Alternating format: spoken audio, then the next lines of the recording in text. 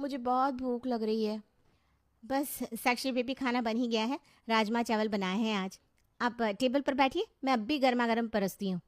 ठीक है दीदी, मैं पापा को भी बुला लेती हूँ तब तक। ठीक है बेबी।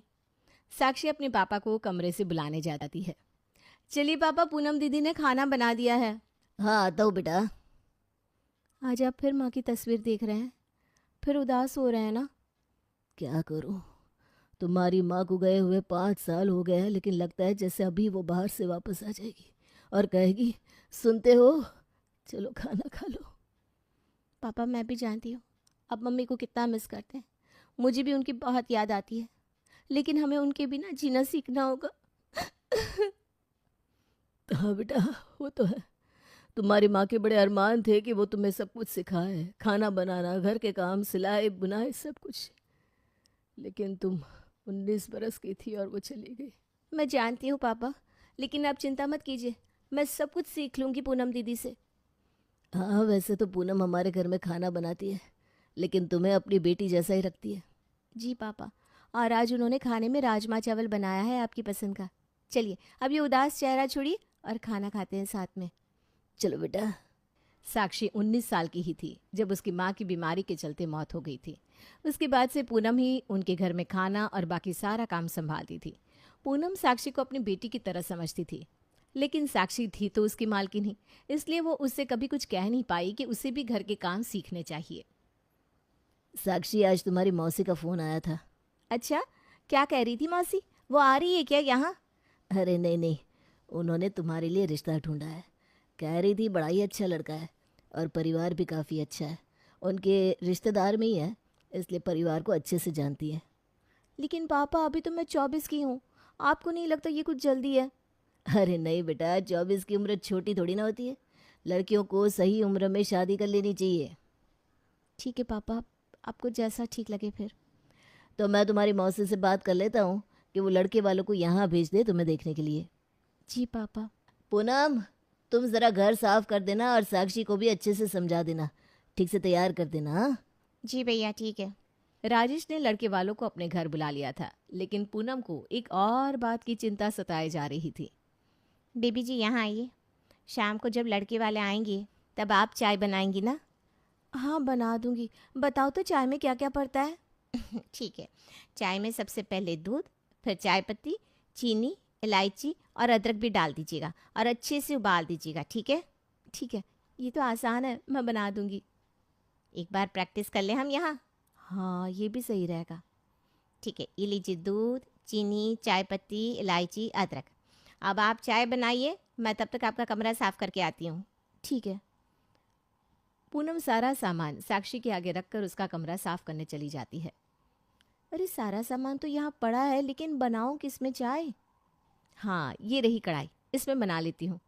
साक्षी चाय को कढ़ाई में बनाने लगती है, लेकिन क्योंकि कढ़ाई मोटी थी तो चाय में उबाल ही नहीं आ रहा था। ये उबाल नहीं आ रहा है इस चाय में। पता नहीं पूनम दीदी ने गलत क्या बता दिया मुझे। क्या हुआ बीबी जी, बन गई चाय? अरे कैसे बनेगी, आपने रेसिपी ही गलत बताई है। देखो इसमें तो उबाल ही नहीं आ रहा, कब से रखी है मैंने चाय। बेबी जी, आप कढ़ाई में चाय बना रही हैं? हाँ, तो और किस में बनाते हैं चाय? अरे मेरी गलती थी, आपको चाय बनाने के लिए कह दिया मैंने। अरे चाय को कढ़ाई में नहीं, पतीले में बनाते हैं बेबी जी। अच्छा, लेकिन क्या फ़र्क पड़ता है पतीले में बनाओ या कढ़ाई में? हे भगवान, अगर बेबी जी को बताया कि उन्हें कुछ नहीं आता तो वो नाराज़ हो जाएंगी। बताओ ना। अ- अरे कुछ नहीं बेबी जी, आप जाइए, मैं शाम को चाय बना दूंगी। ठीक है, जैसे तुम्हारी मर्जी। पूनम ने ये सोचकर साक्षी से कुछ नहीं कहा कि शायद साक्षी को बुरा ना लग जाए, लेकिन उसे क्या पता था कि साक्षी को चाय का बर्तन ही नहीं, लेकिन कोई भी बर्तन में क्या बनता है कुछ पता नहीं था। शाम को लड़के वाले घर आते हैं। आइए आइए आइए, बैठिए। जी नमस्ते भाई साहब। नमस्ते जी, नमस्ते। आपकी साली सविता ने आपकी बड़ी तारीफ की थी हमसे और कहा था कि आपकी बच्ची भी बहुत ही सुशील और सुंदर है। जी, मेरी पत्नी के जाने के बाद उसकी बहन सविता ने भी साक्षी का बहुत ध्यान रखा है। जी जी, हमें बहुत दुख है आपकी पत्नी के जाने का। अब होने को कौन टाल सकता है बहन जी। आपकी बेटी नज़र नहीं आ रही। बस वो आती होगी।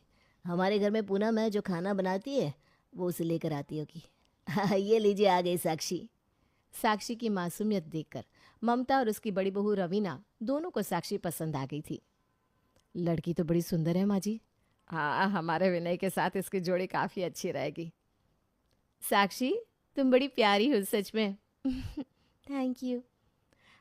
अच्छा बेटा, तुम्हें घर का काम आता है? जी अगर सच कहूँ तो मुझे घर का काम ज़्यादा नहीं आता।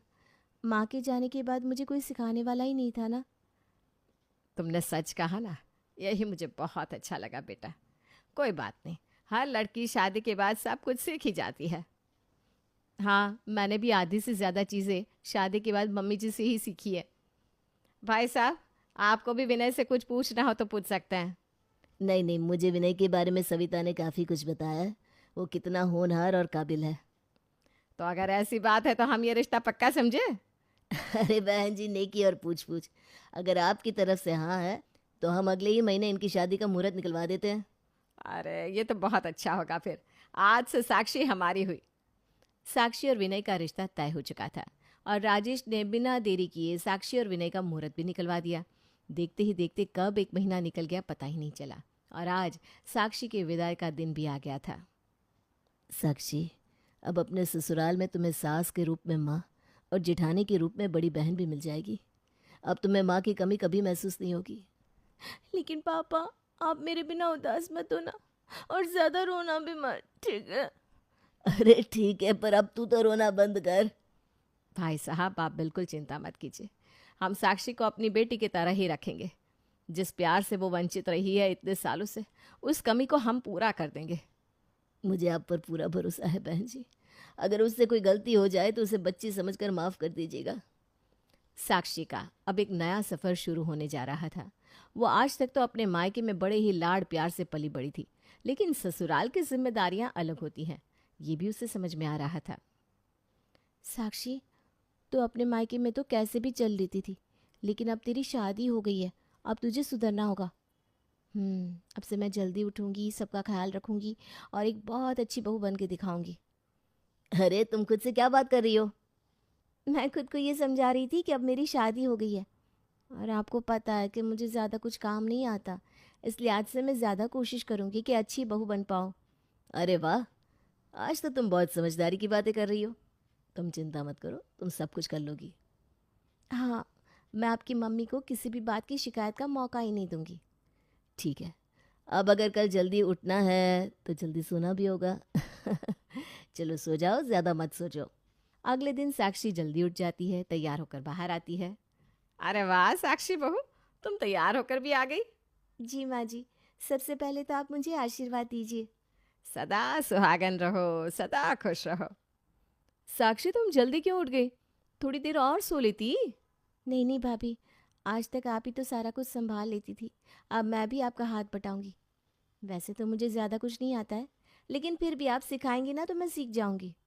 अरे कोई बात नहीं, तुम जल्दी ही सीख जाओगी। चलो मैं दोनों सब्जी बना देती हूँ, तुम बस रोटी बना देना, ठीक है? हाँ, रोटी मैं बना लूँगी। तो चलो रवीना, जब तक सब्जियां बना रही है तुम घर की सफाई कर लो। ठीक है माँ जी। साक्षी जब तक घर और कमरों की सफाई कर रही थी, तब रवीना ने दोनों सब्जियां काट कर बना भी ली थी और अब बस रोटियां बची थी बनाने के लिए, जिसका आटा भी रवीना ने गूंथ लिया। साक्षी, मैंने आटा गूंथ लिया है, बस तुम्हें रोटियां बनानी है। जी भाभी, वो तो मैं बना लूँगी, आप जाइए, थोड़ी देर आराम कर लीजिए, आप भी थक गई होंगी। ठीक है, ये रहा आटा, तुम बना दो रोटियां, मैं आती हूँ थोड़ी देर में। साक्षी ने आज से पहले सिर्फ रोटियां खाई थी, कभी बनाई नहीं थी। उसे समझ में नहीं आ रहा था कि आखिर रोटियां बनाई किस में जाती है। ये रोटियां सीजनी किस में है आखिर? एक बार पूनम दीदी ने कहा था कुकर में कुछ भी बनाओ जल्दी बन जाता है। हाँ, लगता है कुकर में ही रोटियां जल्दी बनती होंगी। कुकर कहाँ गया? ये रहा। अब रोटियां बनाकर इसमें लगा देती हूँ, जल्दी बन जाएगी। साक्षी ने अपना दिमाग चलाया, जो कि उसे नहीं चलाना चाहिए था। उसने कुकर निकाला और उसमें रोटियां बनाकर रखने लगी। कुकर खाली था और इसलिए ज्यादा गर्म होने लगा। धीरे धीरे वो पूरी तरह से काला पड़ने लगा, जिससे पूरा परिवार रसोई में आ गया। अरे कुकर को बंद करो पहले, अरे इसमें पानी डाल दे। पानी डालने से रोटियां खराब हो जाएगी ना माँ जी। हैं? तुम रोटियां कुकर में बना रही थी? हाँ, कुकर में खाना जल्दी बनता है ना। अरे लेकिन कुकर में रोटियां नहीं बनती साक्षी। रवीना इससे पहले कुछ कहती, ममता ने कुछ भी ना कहने का इशारा कर दिया। विनय, साक्षी को अपने कमरे में ले जाओ। जी माँ। विनय साक्षी को कमरे में ले जाता है। माँ जी, आपने मुझे रोक क्यों दिया? मैं जानती हूँ साक्षी ने आज बहुत बड़ी गलती कर दी, कुकर में रोटी बना दी, लेकिन उसकी भी गलती नहीं है, उसकी माँ नहीं है, इसलिए उसे कुछ आता नहीं है। इसलिए मैंने तुझसे कहा कि उसे डांट मत।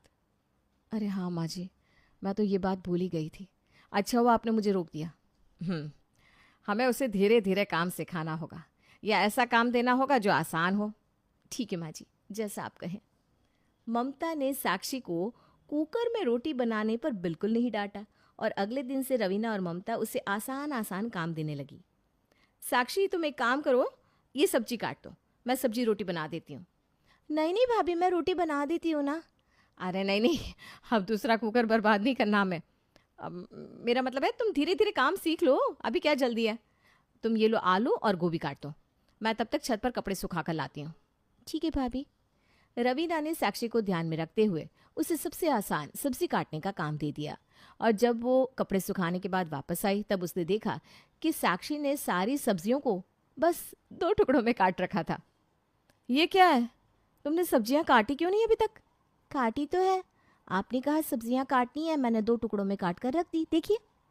अरे ऐसे काटते हैं क्या सब्जियां? तो इनके 3 टुकड़े करने थे क्या भाभी? मैं अभी कर देती हूँ एक और टुकड़ा, रुकिए। अरे छोड़ो तुम, मैं देख लेती हूँ, तुम अंदर आओ, मैं तुम्हें कोई और काम देती हूँ। ठीक है, चलिए। रवीना ने साक्षी को सब्जियां काटने का काम दिया, लेकिन वो उसे भी ठीक से नहीं कर पाई थी। रवीना ने सोचा कि साक्षी को आटा गूंथने के लिए कह देती हूँ, जो सबसे आसान काम होता है। साक्षी, ये देखो, ये है आटा और ये है पानी, तुम इसे पानी डालकर गूंथ लो, बस इतना ही करना है। अरे बस इतना सा काम है? हाँ, तुम इतना ही कर दो, यही बहुत है मेरे लिए। अरे ये तो मैं अभी कर लेती हूँ, देखिए। ये रहा पानी का ग्लास, ये मैंने डाल दिया आटे में, अब मैं इसे चम्मच से गूंथ लेती हूँ। अरे ऐसे आटा गूंथते हैं क्या कभी साक्षी? सारा का सारा आटा गीला कर दिया। इतनी बड़ी हो गई ये लड़की, लेकिन अभी तक एक काम नहीं आता इसे। माँ जी, आप ये क्या कर रही हैं? आप ही ने कहा था ना कि साक्षी को डांटना नहीं है, और अब आप उस पर इतना गुस्सा कर रही हैं।